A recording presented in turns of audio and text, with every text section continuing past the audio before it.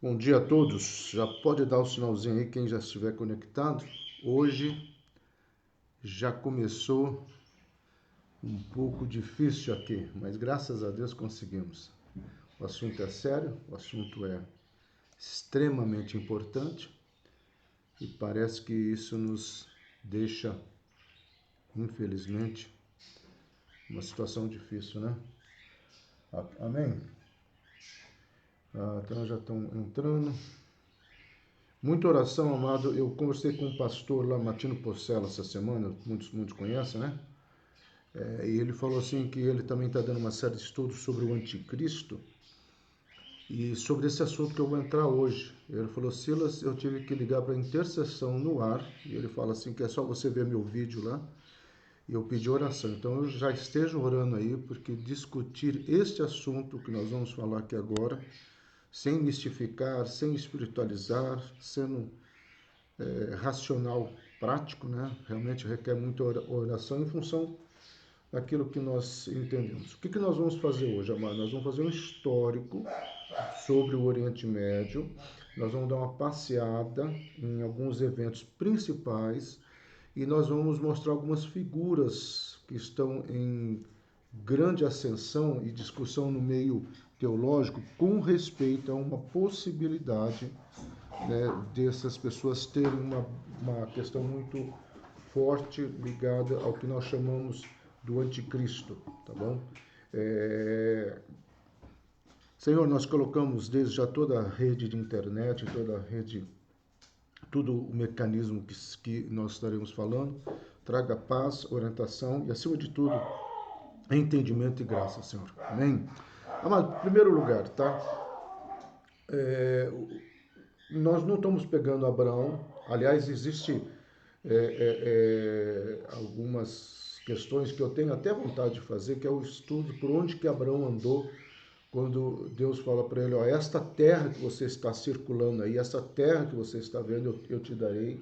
E aí você entende, talvez, por que alguns judeus ortodoxos não querem apenas uma porção pequena, eles querem toda essa parte, baseado nessa visão que Deus deu, né, ou nessa palavra que Deus deu para Abraão. Então é muito interessante isso. Então, para nós não ficarmos muito lá atrás, na questão dos juízes, que é muito importante, a transição, né, de uma nação tribal para uma nação monárquica, né? Como foram os enfrentamentos dessa nação tribal até a consolidação como apesar de serem 12 tribos, serem uma nação. Então, tudo isso é importante dentro de um contexto que nós, infelizmente, não temos tempo para ver e não tem algumas questões escatológicas. Como nós estamos pensando em escatologia, nós já começamos aqui, que é a questão do reinado de Davi. O reinado de Davi praticamente foi isso, cara. Toda a região que está em disputa hoje já pertenceu a Israel. Davi, ele foi o cara que solidificou o reino, ele construiu bases, ele deixou um legado muito grande para Salomão, e Salomão, assim, conquistou o que ele conquistou, e Salomão teve condições de construir o templo por causa do que o pai dele deixou. Uma palavra aos pais, né? Qual é o legado que você está deixando para os teus filhos, né? Qual é o exemplo de vida cristã? Mas não é o estudo aqui, mas a gente sempre aproveita para trazer uma questão de paternidade, né? Que é um assunto muito importante. Então, avançando um pouco mais, aí vem esse período, ou esse ano de 70 até 135, que é um período muito importante na história de Israel, ou do Oriente Médio, porque acontece o que nós chamamos de diáspora moderna. Tá? O que é diáspora? Você literalmente ter que fugir, ser expulso, né? É aquilo que vai acontecer também no tempo de... Deixa eu arrumar minha câmera, que acho que ela está um pouquinho que vai ficar melhor. É no tempo que a nação está debaixo do domínio alemão e eles têm que fugir da Europa para outros países. Mas essa aqui é a mais importante porque eles literalmente deixam para trás todo o território que pertenciam a eles, ou seja, tanto a Judéia, Samaria e Jerusalém, né? E aí, com o passar do tempo, vão acontecendo algumas coisas, nós vamos ter que replicar também, pular muito, tá? É claro que não foram todos os judeus que saíram de Jerusalém, alguns ficaram, os que ficaram, né, ficaram só diante de pedras e pedras, né? Eles passaram a viver ameaçado pelos países ou pelas tribos vizinhas ou aqueles povos, porque quando Roma destrói Jerusalém, Roma já começa um declínio aqui, tá? Roma vai mais 3 séculos, né? Roma é totalmente aniquilada e passa a perder todo o poder, né? Quem sabe a história sabe o que eu estou falando. Mas nesse período de 300 anos, muita coisa acontece nessa região. E aí que é a questão da reivindicação árabe. Não, nós estamos aqui, não. Aqui era nosso, nós fomos expulsos, vocês entraram. Então, essa é uma questão que nós vamos verificar aos poucos aqui, tá? Esse é um mapa ou um quadro mais de um pintor, é claro, né? Baseado nos textos de Flávio Josefo, né? Ele faz mais ou menos uma situação de como que foi toda a queimada e destruição de Jerusalém. E existe um painel que existe até hoje lá em Jerusalém, que é muito famoso, né? Que mostra eles fugindo assim com os utensílios do templo, né? Essa caixa primeira aí não é a arca, seria um modelo da arca, tá? Essa semana, gente, ali perto de Qumran, tá? Essa semana perto de Qumran. É por isso que eu falo, gente, as coisas estão avançando de um modo muito rápido. Essa semana a avó Suzy, né, eu passo sempre lá para orar com ela, ela me perguntou, quando que você acha? Eu falei, vó, eu não quero colocar data, mas não passa de 3 anos pelo ritmo que está indo, tá? Mas não quer dizer que eu estou afirmando, por favor, irmãos, maldito aquele que dê data. O Senhor falou que essa data ninguém sabe. Eu estou falando assim que diante dos acontecimentos, não me seria surpresa se daqui 3 anos acontecesse uma virada muito grande e a igreja fosse arrebatada.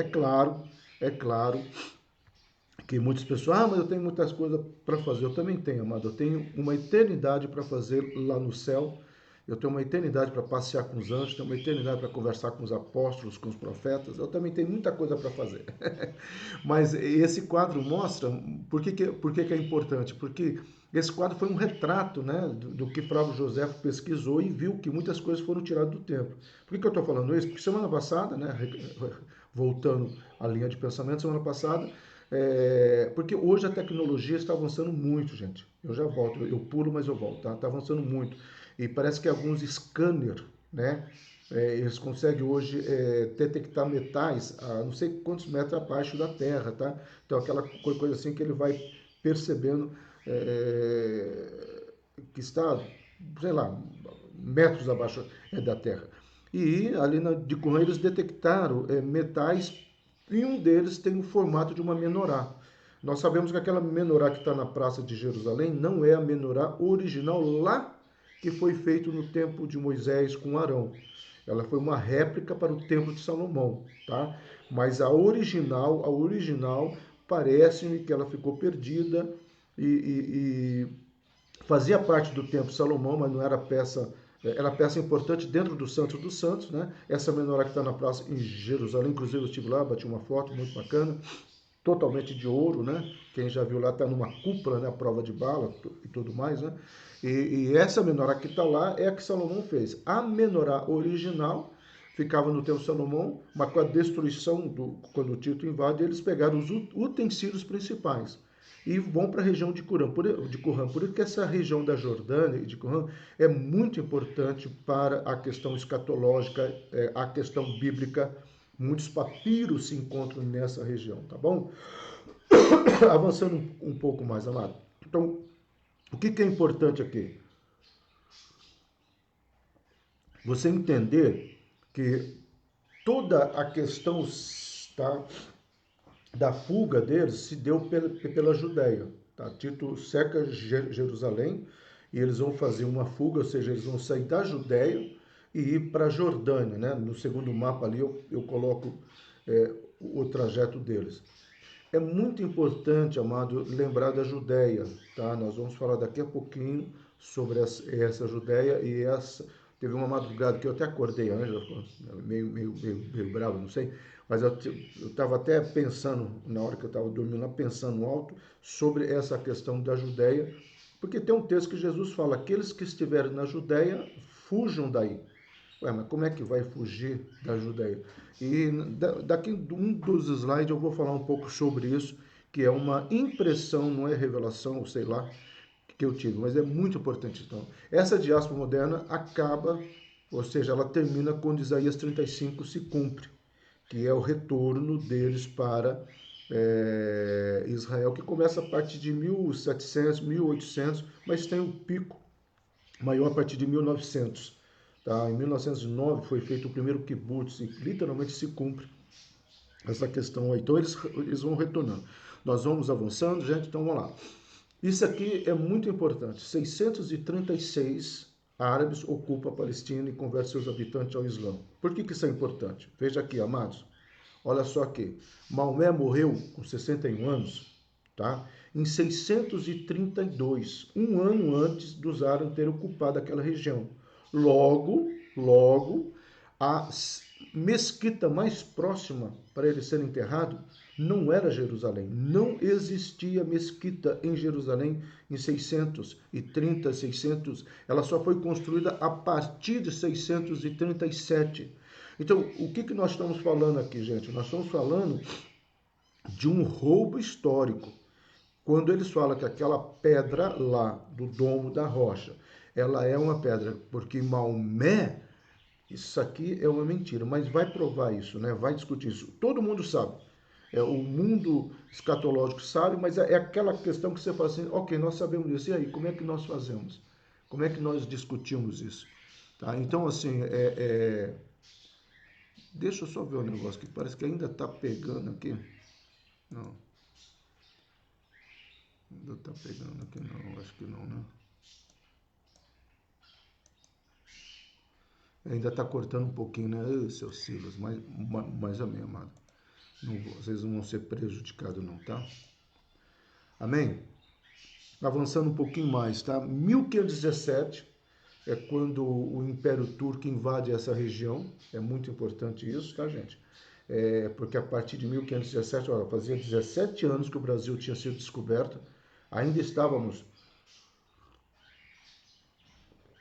debaixo da conquista, né? Começa aqui em 1550, 1536, né?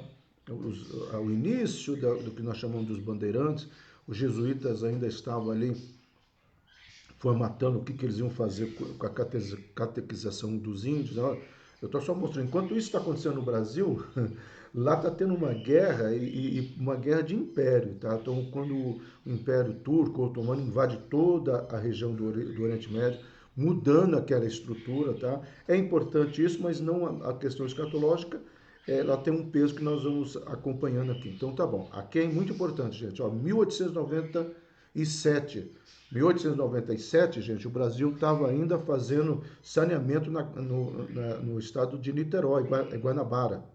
O Rio de Janeiro é mais exato, né? A família real tinha chegado aqui a fazer o quê? 1808, né? Pouca coisa, quem é bom em geografia, né? Quase 80 anos que a família real estava aqui e já tinha vindo alguns estudos, algumas faculdades para o Brasil no sentido de formatação, né, acadêmica.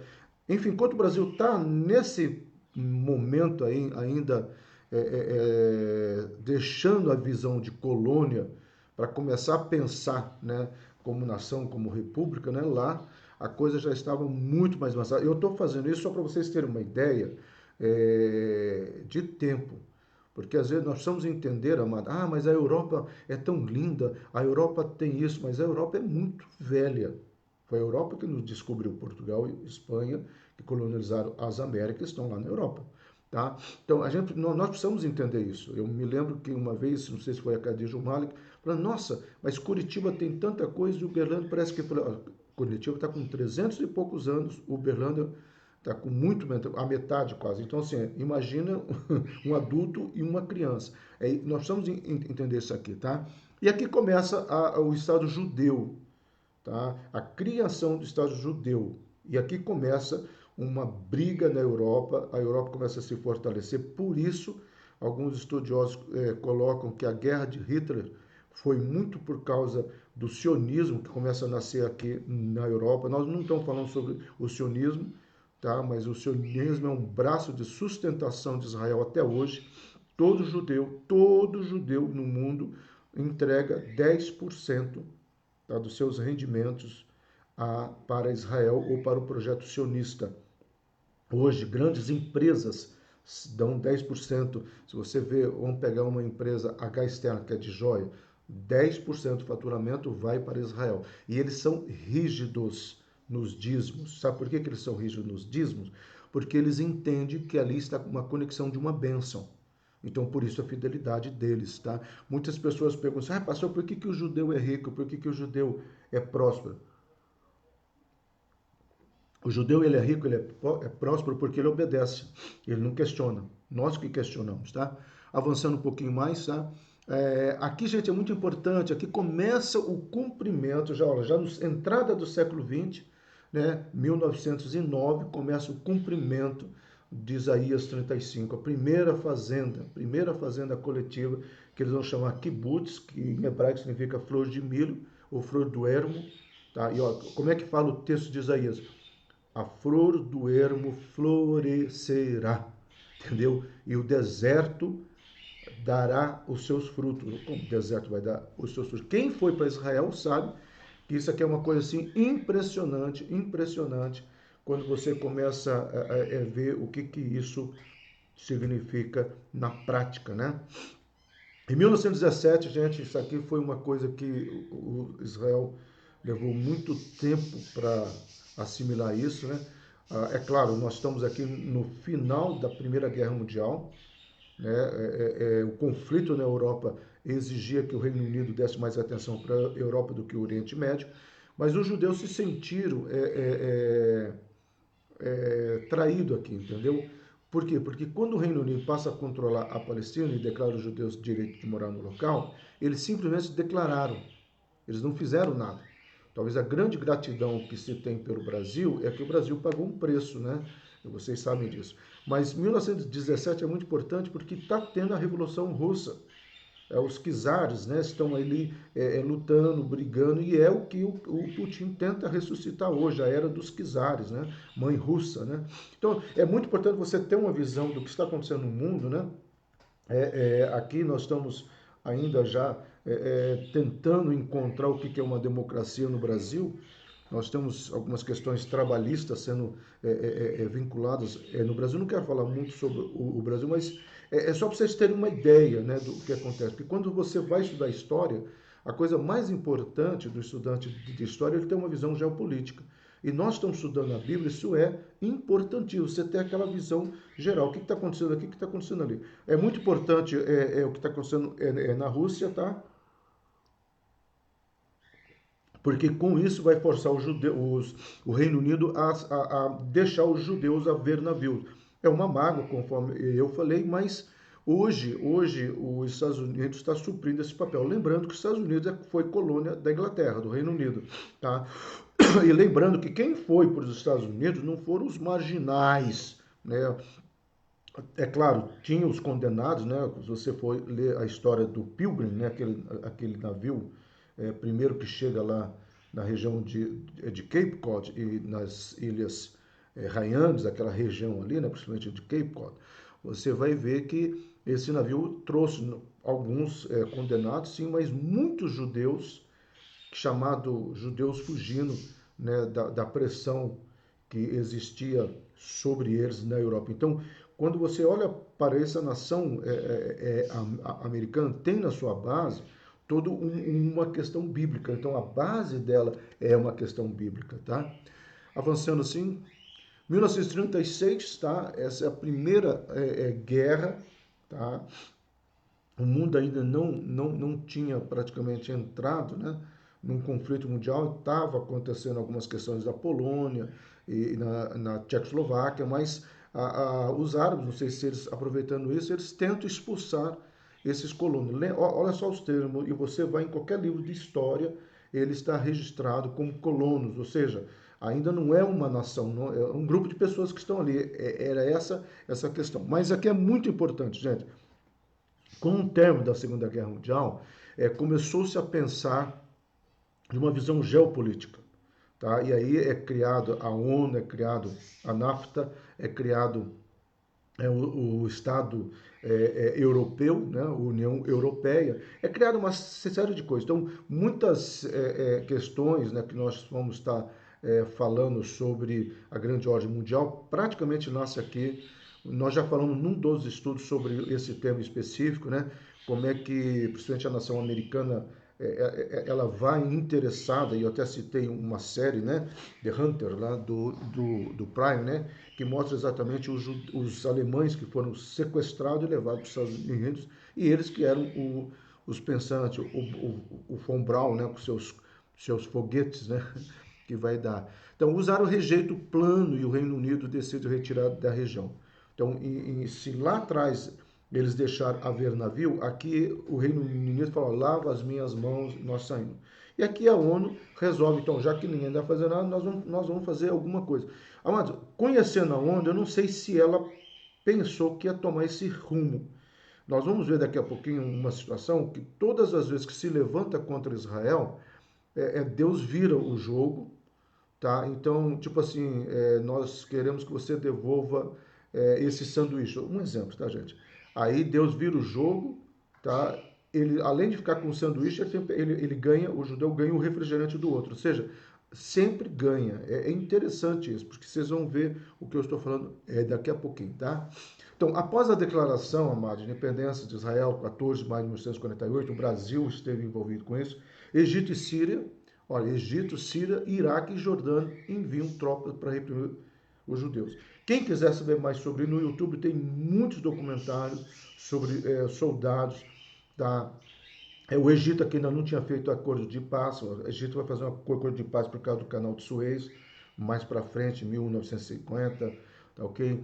A Síria ainda não estava debaixo do domínio do Estado Islâmico, como ela esteve a partir de 94, 95, 96. Tá? O Iraque ainda não tinha um Saddam Hussein tão propício a tomar conta da região, mas já começa a se levantar aqui. E a Jordânia, ela na realidade, ela esteve preocupada, porque a Jordânia tem grandes reservas de petróleo, mas ela não tem a questão técnica para a exploração desses petróleos. Então, talvez a Jordânia é o único estado aqui, uma nação que eu acho que entrou de gaiato, bom, já que vão expulsar eles, né, então vamos ajudar também, quem sabe sobra um pouco para nós. A Síria aqui estava de olho nas colinas de Golã, tá? O Egito estava de olho no canal de Suez e o Iraque estava olhando para a destruição. Lembrando que o Iraque é sunita e o Irã é xiita, mas ambos querem a destruição, tá, de Israel.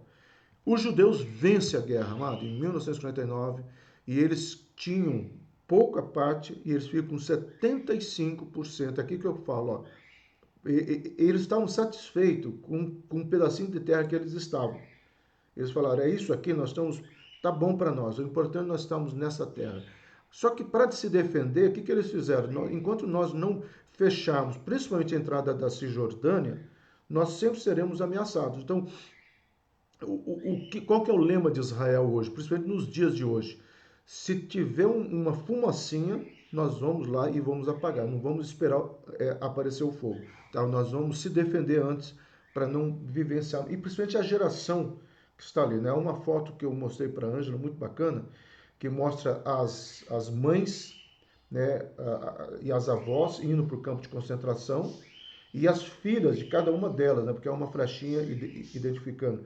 As filhas dos dias de hoje, todas elas jovens e adolescentes, com um fuzil nas mãos.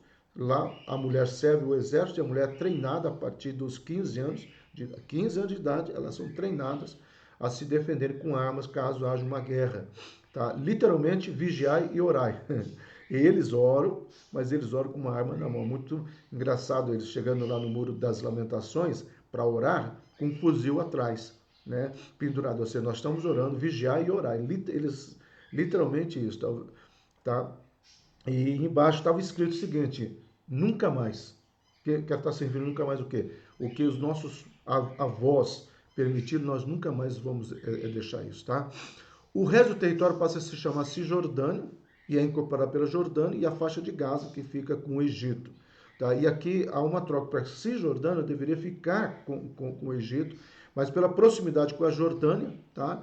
A Jordânia fica ali. Até hoje, essa região chamada Cisjordânia é um problema seríssimo, mas a faixa de Gaza é o pior. Quando nós falarmos aqui sobre os inimigos de Israel, vocês vão entender um pouquinho mais. Né? Essa guerra que é muito importante, ela praticamente já é do nosso século, né? Israel se alia à França, Reino Unido, para atacar o Egito, que queria nacionalizar o Suez. Em 1950 começa a guerra da OPEP, a guerra do petróleo. Quem gosta de ler muito, tem muitos assuntos. Você vai ver homens, estatistas americanos se levantando, Henry Kissinger e outros, mas dizendo a gente, espera aí, ó, o futuro é o petróleo, quem dominar o petróleo domina o mundo, e etc, etc, etc. Então, por essa razão, os Estados Unidos e a Rússia, que tinha interesse, né, Israel se retira do Sinai, ou seja, a Rússia e os Estados Unidos fazem uma pressão para que Israel se retire do Sinai, abrindo mão daquilo que eles tinham conquistado lá atrás, quando o Egito e a Síria e o Iraque. É essa briga aqui que até hoje existe, tá, gente? Por que nós cedemos uma pressão dos Estados Unidos, uma pressão da Rússia? É isso que o Trump quer consertar, e existem algumas outras questões aqui muito sérias também, que o genro do Trump, que é um cara que nós vamos estudar um pouquinho agora, está se evidenciando nessa questão aqui, ok? Gente, muito importante isso aqui. Em julho de 82, Israel decide invadir o Líbano por causa dos constantes ataques guerrilheiros da OLP do Arafat, baseado em Beirute. Então, o Líbano, ou Israel, não vai esperar, tá? Por isso que eles fizeram esse ataque há 3 semanas atrás, no começo de agosto. Eles fizeram esse ataque porque eles não vão esperar mais como eles esperavam. Tá? Então, estão atirando em nós, a ONU, e recorre à ONU, aí a ONU vai fazer uma reunião, aí as nações, não, mas será que foi ataque mesmo? Israel falou assim, agora nós vamos nos defender e depois a gente vai discutir. Por isso que eles foram atacar mesmo esse porto. Agora estão, né, no começo todo mundo falou que foi um acidente, mas já está comprovado que foi um ataque, foi uma defesa. Então, isso é muito importante, porque desde 82, gente, já vinha antes, tá? Você vai ter em 1973, quando teve a primeira crise do petróleo, quem conhece a história sabe disso, há uma questão muito grande ali que o Líbano pensa em se unir com a Arábia Saudita. E a Arábia Saudita estava em cima do muro porque ela viu uma questão que eles tinham um trunfo na mão, que era o preço do petróleo. Tá? Então a Arábia Saudita começa a abandonar o Líbano e o Líbano se revolta, chama para dentro dele os grupos terroristas, né? O Líbano foi coitado dos libaneses. Sim, mas infelizmente, não estou falando do povo em geral, mas infelizmente o Líbano abriu as portas, né, no começo para o Hamas, né, para o Hezbollah, né, e o Fatah, né, que é um grupo que alguns acham até que os remanescentes deles, e principalmente do Fatah, que formou o Estado Islâmico. É uma possibilidade, porque o Fatah era um grupo assim, eram os kamikazes, né, vamos chamar assim, os homens bombas, literalmente vieram desse pessoal morrer para encontrar as 70 virgens, mas morrer por uma causa, né, que é um pensamento, infelizmente, que existe neles, e muitos são inocentes, levados ao domínio dos seus liderados, ou seus líderes, né? E isso é muito cruel, porque também acontece no meio evangélico, os fanatismos, né, de pessoas fazendo qualquer coisa porque o pastor mandou. Aqui essa era a questão de 1982, tá, gente? Nós temos aí Jerusalém, aqui não está aparecendo o traçado, mas nós temos um traçado muito forte aqui, ó. Não sei se aparece aí para vocês, que é a questão dentro desse círculo vermelho, que é a questão da Jordânia, que é um pouco do canal de Suez ali embaixo, e aí você vê esse conflito todo. Então, hoje o conflito todo ainda é em função do que nós chamamos petróleo e eu já falei em 2 aulões a questão do minério também, tá? Isso aqui é muito importante, gente. Quais são os piores grupos árabes, tá, que se levantam contra Israel? O primeiro grupo árabe muito forte é o Hezbollah, que é o Partido de Deus, grupo muçulmano xiita, né, que eles querem expulsar o Israel ou aniquilar Israel de qualquer jeito. O Hezbollah, ele é patrocinado pela Síria, pelo Irã, tá? E aí vem uma coisa muito séria. Todo o armamento deles, tá, é aquele rifle Kawasaki, puxa, um rifle russo, tá? Eu não vou lembrar o nome agora. Aí como é que eles têm acesso é por causa dos traficantes de armas. Não, não, gente, não é. Por detrás disso, existe sim a Rússia fornecendo armamento para esse pessoal, porque a Rússia quer estar de bem com o Iraque, com a Síria, tá? Por causa do petróleo. Outra questão muito séria aqui é que muitas vezes usavam-se nações. O Brasil foi usado e muito através da fronteira Foz do Iguaçu, tá? É notório, no governo PT, não é uma crítica política, é um fato histórico, por favor, tá? No governo do PT, ali não, nós chamamos, né, a Tríplice Fronteira, criou-se muitas sinagogas, ou mesquitas, que o Hezbollah participava. Quando houve o ataque das Torres Gêmeas, não sei se você se lembra, que tentou-se fazer um acordo com o Brasil para que eles pudessem, isso depois, não foi já em 2001, já no governo PT, eles descobriram que havia células, tá? E que muito dinheiro de grupos, de nações que vinham de fora para patrocinar o Hezbollah era lavado ali na fronteira, tá? Com o Brasil, Argentina, ou seja, ali em Foz do Iguaçu. Não houve autorização. Há um pastor, tá? Que ele vai, ele filma, esse tem no YouTube, e ele filma, ele fica meio escondido, ele filma a mesquita ali em Foz do Iguaçu, e os caras chegando praticamente armado. E aí ele fala assim, ó, gente, nós estamos dentro do território brasileiro, cadê a soberania brasileira de deixar esse povo chegando armado aqui para uma mesquita? Então, assim, é muito forte, tá? Infelizmente, houve sim, né? Pode ter sido um progresso para algumas questões comerciais, né? O Uberlândia mesmo recebeu muitos muçulmanos, eles por causa do frango da Sadia aqui, enfim, mas nessas levas sempre vem os religiosos e o Hezbollah, que eles são clássicos em se filtrar. Eu falei semana passada, porque que o Trump está fazendo esse muro lá com o México, né? Que todo mundo fica achando que é o Trump impedindo o mexicano de trabalhar. Os Estados Unidos não tem problema com o mexicano, tá? E os mexicanos trabalham muito bem. O problema dos Estados Unidos são, primeiro, com os traficantes e agora que o Trump descobriu que muitos muçulmanos ligados a esses grupos, principalmente esse, o Partido de Deus, eles estão se infiltrando. O segundo também está tentando se infiltrar, que é o Hamas, criado a partir da Intifada. Essa Intifada é uma criação do Arafat, né? E é um movimento muito forte até hoje. Eles estão ressuscitando hoje. O Hamas estava parado, tá? Mas de uns 4 anos para cá, o Hamas começou a se mexer. E agora, com o acordo de paz, muitos grupos, né, religiosos estão tentando reunir de novo o grupo do Hamas, né? Ou seja, pegar o que está acontecendo. Nossa, não tem ninguém assistindo hoje? Ixi, todo mundo está com frio, está dormindo? Tá? Então, criado a partir de 1987, tá? O Líbano foi invadido em 82. Então, lembrando, ó, tá a invasão no Líbano, tá? O Líbano é desmantelado e aí o mundo começa a patrocinar esse grupo. Existe um livro, tá? De um cidadão que é filho do chefão do Hamas, ele se converte.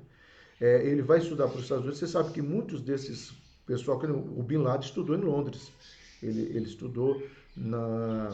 Poxa, eu esqueci a faculdade, mas ele estudou em Londres, tá? Ele fez economia em Londres, o Bin Laden. Ele foi um bom economista, né? E você vai ter o pessoal do Hamas indo para os Estados Unidos estudar.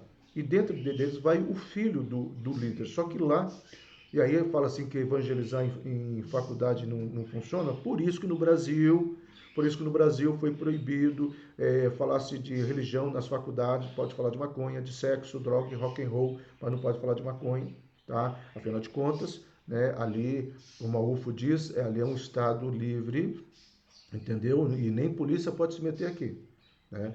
Não venha falar de religião aqui não, nós podemos falar de tudo, menos de religião. Enfim, lá nos Estados Unidos não é assim esse rapaz se converte. Quem se interessar, põe no YouTube, o filho do Hamas, seu testemunho. E tem o testemunho dele, tá? E claro que a cabeça dele está prêmio, eu não sei como é que ela está hoje, né? Mas assim, e aí ele conta a história, é muito bacana, o livro é lindo, tá? Eu tenho esse livro, é um livro raro, tá? E difícil de achar, e eu não empresto. Emprestei para a vó Suzy. E é um livro que vai contar essa história muito bacana, tá?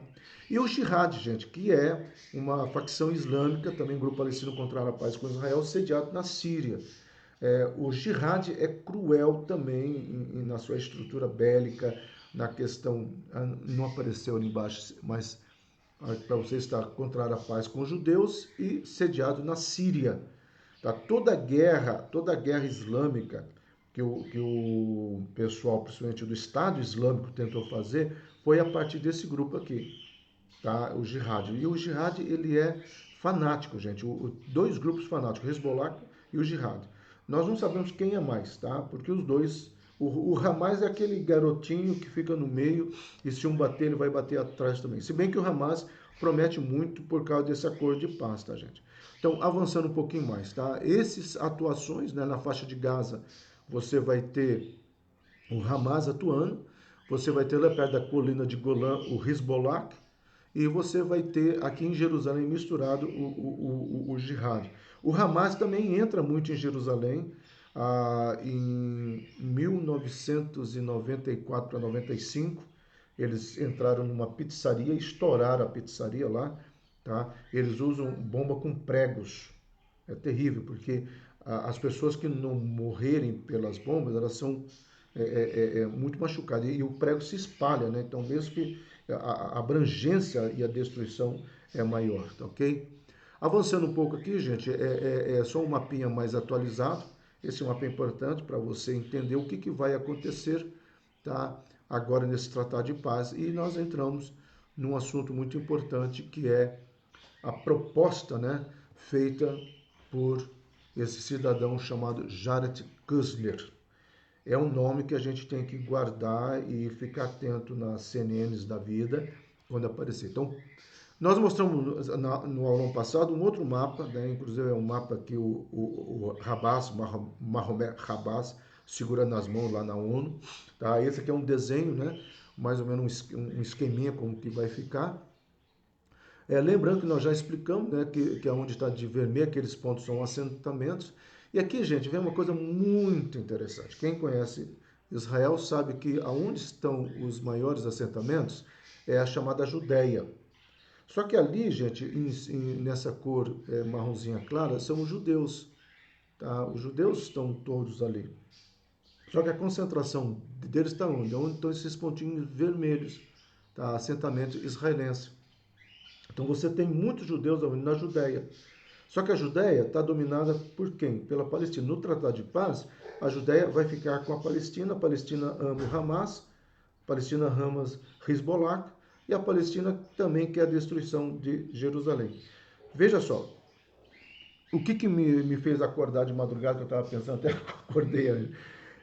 Olha que interessante, Jesus fala assim, tá? No Sermão das Dores, que eu também não entendia isso, eu tentei já estudar no grego, ver se... Mas não tinha uma explicação. Eu achava e penso que era só uma força de expressão. Hoje eu tenho uma suposição, uma interpretação particular minha, tá, gente? Veja só. Jesus fala assim, e aqueles que estiverem na Judéia, larguem tudo para trás, não volte para pegar nada.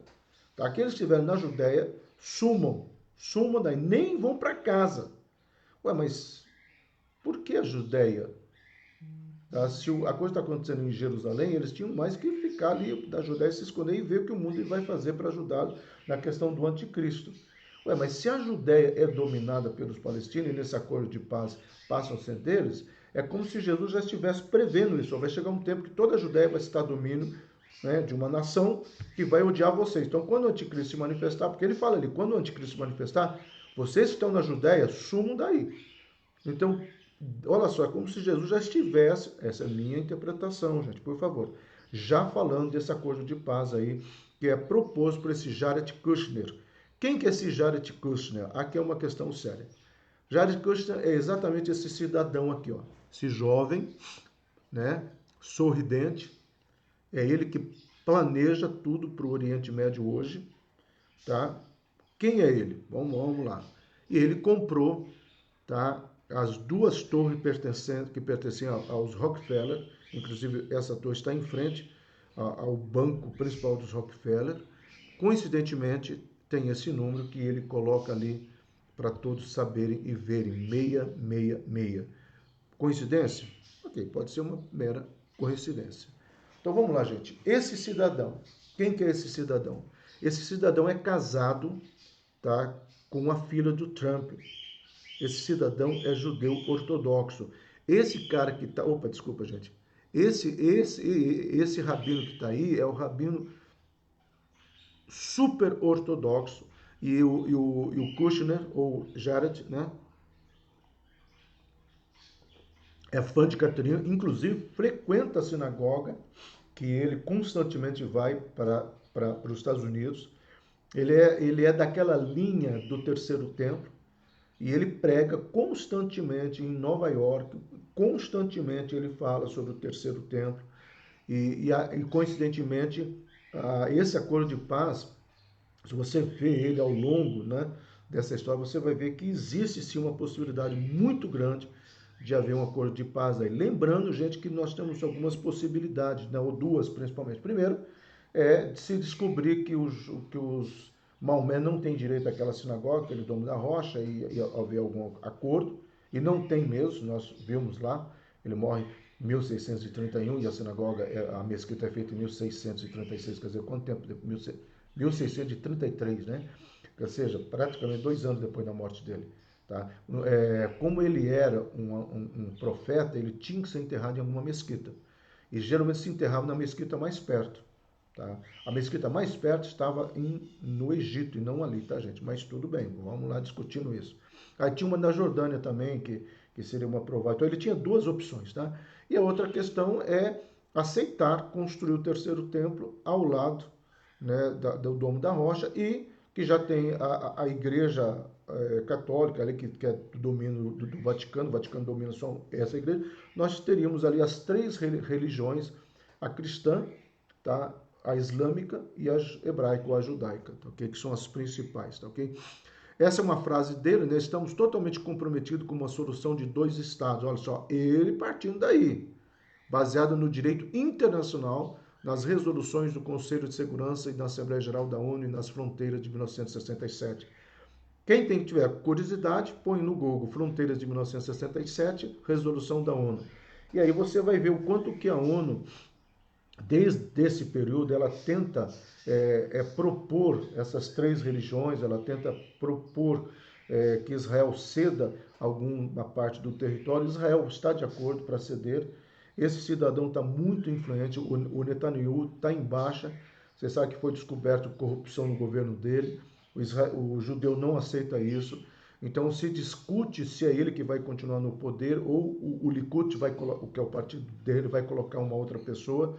Eu acredito que deveria se manter o Netanyahu, porque o Netanyahu tem trânsito não só com Kushner, mas ele tem trânsito com os rabinos ortodoxos e ele tem trânsito também com Trump. Só que nesse momento, esse acordo de paz não está sendo aceito por muitos por causa da devolução da Judéia, fazer a Judéia ser, né, totalmente ligada aos palestinos, né? Ok, gente? Bom, 3 coisas importantes sobre esse cidadão. A primeira é o seguinte, o primeiro fato que muitos não sabem, Jared é judeu ultra-ortodoxo moderno americano. Isso foi revelado no fato de que havia deixado a sua relação com Ivanka Trump por discussões religiosas. Mais tarde, ela se convertera ao judaísmo ortodoxo, então se casou em 2009.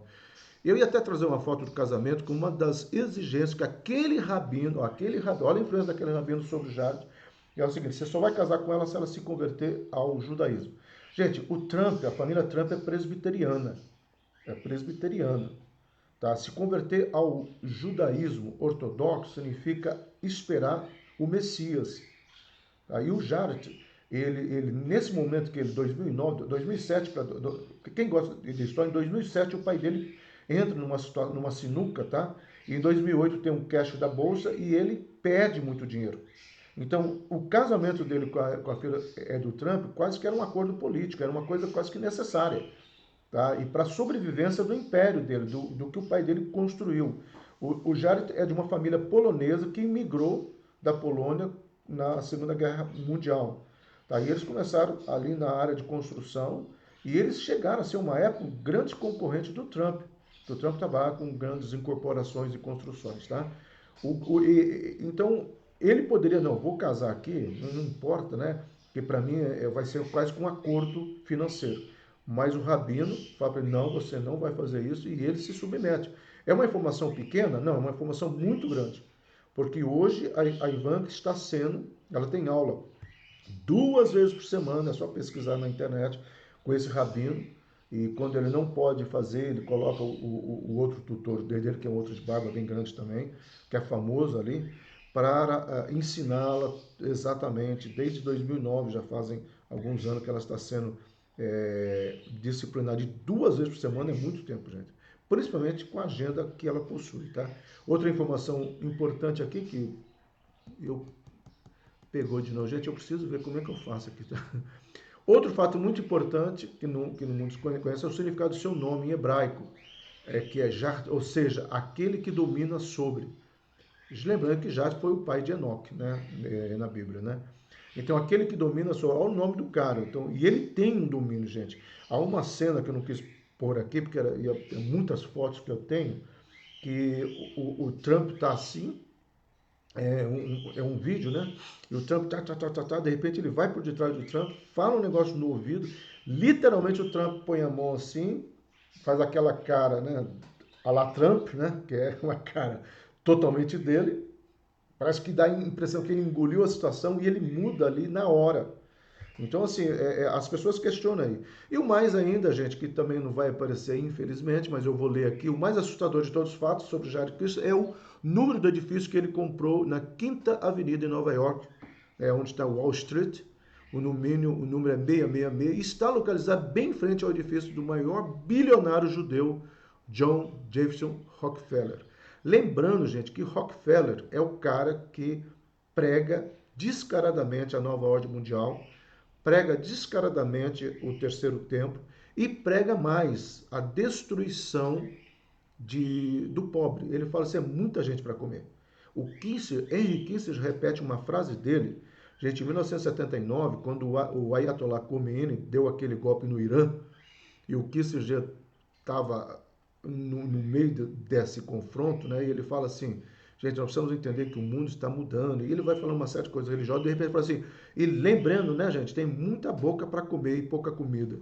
É uma frase idiota que sem ser colocado, mas para quem conhece a proposta da nova ordem mundial, ficção ou não, e conhece o que Rockefeller sempre fala, entendeu que ali foi um recado do Kissinger, dizendo, eu estou aliado ou alinhado, né, aos pensamentos dessa nova ordem mundial.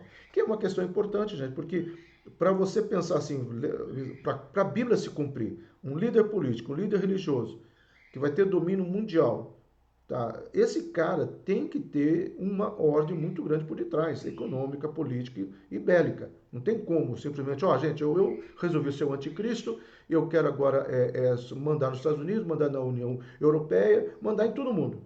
Aí vocês vão me obedecer, certo? Certo. Então jóia. Então vamos fazer o seguinte, vamos fazer o terceiro tempo e depois nós vamos atacar Israel, certo? Certo. Não, não é assim. Tá? Então toda uma construção, que a frase de Frank Herbert, né?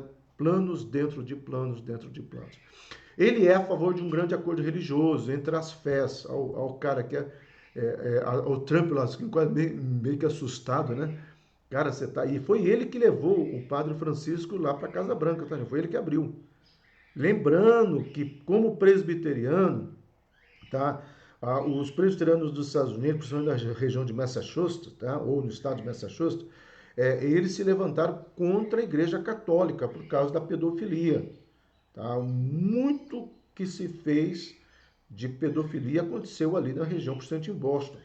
Quem já leu lá, aquele tem um filme, né? Não estou lembrando o título sobre isso, que o jornal Globo em Boston, né? O Globo de Boston registra, fala muito bonito esse filme, que conta os bastidores de como que eles foram os primeiros a noticiar toda essa questão, tá? Gente, essa aqui é a última foto, a foto mais recente desse pessoal aqui ligado à Liga Árabe, né? Nós temos ali o primeiro falando de Oxford, que é o líder palestino, tá bom? E aqui nós vamos entender alguns nomes. Então veja só, alguns próximos slides eu quero que você guarde essas imagens. Eu posso colocar isso lá na página da Monte Hebron se for, mas porque são pessoas que a gente precisava estar entendendo. Então vamos lá. Movimento Islamita Palestino Hamas, no poder na faixa de Gaza, rejeitou formalmente o plano apresentado pela Casa Branca. Hamas reiterou que Jerusalém é a única capital do Estado da Palestina. Para o movimento xiita libanês Hezbollah, a proposta de Donald Trump, eu coloquei algumas frases, tá? Uma tentativa de eliminar os direitos, a história e legitimidade do povo palestino. Gente, a mesma posição foi demonstrada pelo Irã, que afirmou que o plano de paz dos Estados Unidos para os palestinos é a traição do século, está destinado ao fracasso. Então, essa reunião aqui, ó, esses caras falaram essas frases aqui. Então, o primeiro na faixa de Gaza, né, o segundo, que é o do Hezbollah, que é ali, tá? Apesar de serem velhinhos, né, eles não são guerrilheiros, mas são líderes. Então, isso aqui é muito importante você guardar isso aqui, tá ok? General iraniano Qassem Soleimani. Vocês sabem que a grande briga foi em 2014, né, que os Estados Unidos simplesmente começou a ameaçá-lo e em 2019 matou esse cara. Esse cara faz parte daquele grupo, né, tá, que sempre diz, o desejo de todos os generais do Irã é dizer que os Estados Unidos é o grande Satã e Israel sua cria. Qassem Soleimani até hoje não foi vingado. Existe uma expectativa de retaliação por parte, tá, do Irã com essa morte. Mas olha a cara do cara também, né? Dá para ver o semblante de raiva, de ódio, né? Tá, okay? Outra figura muito importante, essa aqui, o líder supremo o Ali Khamenei, né? Esse cara aqui, eu fiz questão de colocar de onde que eu peguei em respeito às fontes, né? Então, esse Ali Khamenei, ele é o porta-voz daquilo que o Khomeini começou em 1979, tá, gente? É um líder supremo, que eles chamam. É que nem no Brasil teria o presidente, que é o Bolsonaro, tá? E teria acima dele um líder supremo. Quem manda é o líder supremo. Bolsonaro obedeceria o que esse cara fala, tá? Outra figura muito importante é o presidente, esse seria o presidente, né? Hassan Rouhani, ou Rouhani, né? Esse cara aqui, ele é manipulado pelo Abimejak, né? Que é um cara muito forte até hoje. É esse cara que vai bater de frente com algumas questões que se discute ali em Israel, tá bom? Gente, o acordo proposto, né, já estamos avançando, já estou quase terminando, é muito importante porque o que o Kushner está querendo fazer agora é fechar toda essa região aqui, ó. Ele fecha toda essa região e deixa agora o Emirado Árabe, que já está com judeus, partindo também para a questão da Arábia Saudita. Então, nós vamos ter novidade aí. E aí, o Emirado Árabe vai permitir, né, que os navios saiam do porto lá e vão para o Mar da Arábia e, consequentemente, o Oceano Índico e, consequentemente, Estados Unidos, tá bom? É muito importante isso, gente. Então, vamos lá, rapidinho, que nosso tempo já avançou. Algumas nações que nós, não sei se nós vamos continuar, tá, gente? Porque tem muita informação, talvez sim, talvez não. O Líbano, país que sofre forte influência da Síria, ainda não fez acordo com Israel. E o Líbano não vai fazer.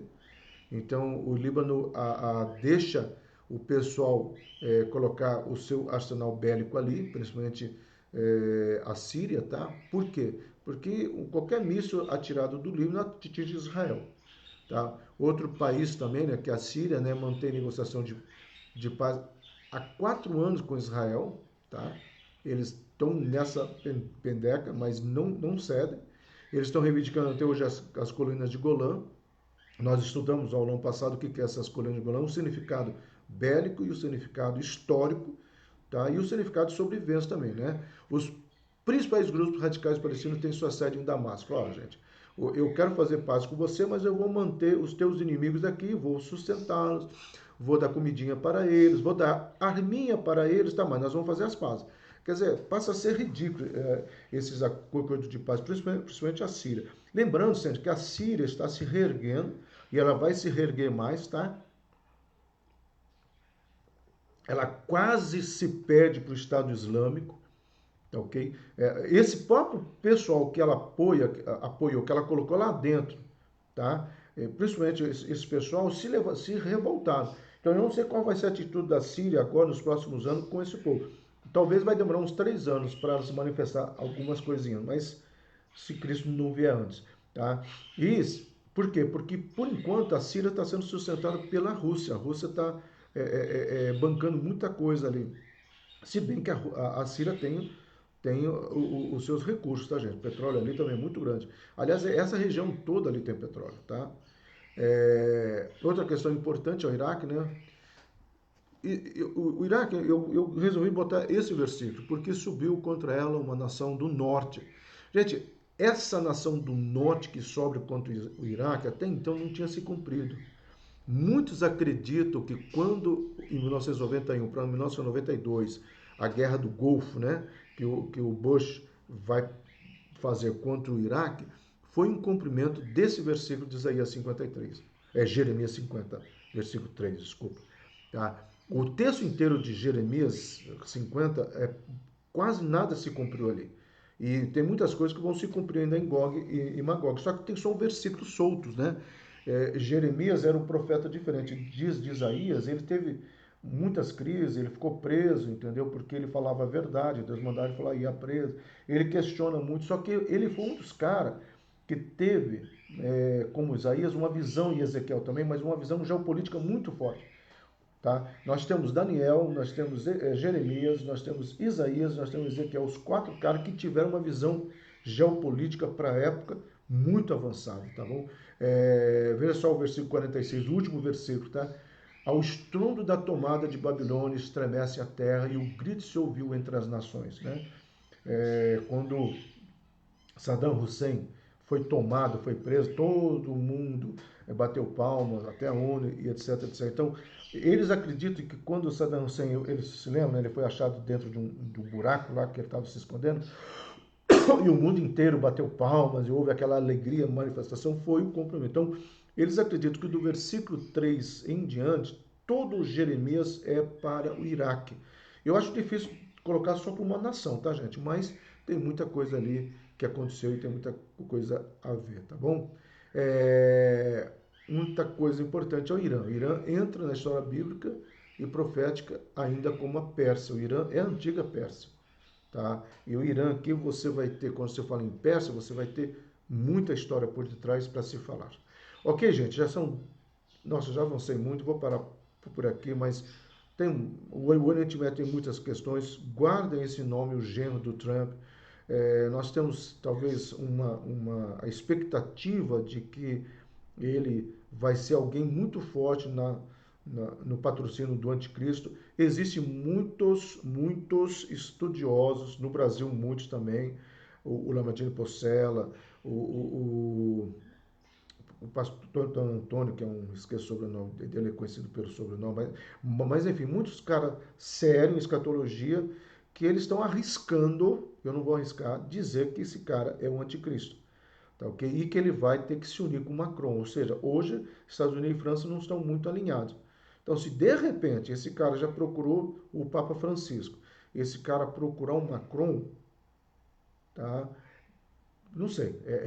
São muitas evidências, tá ok, gente? Então, muitas evidências, né?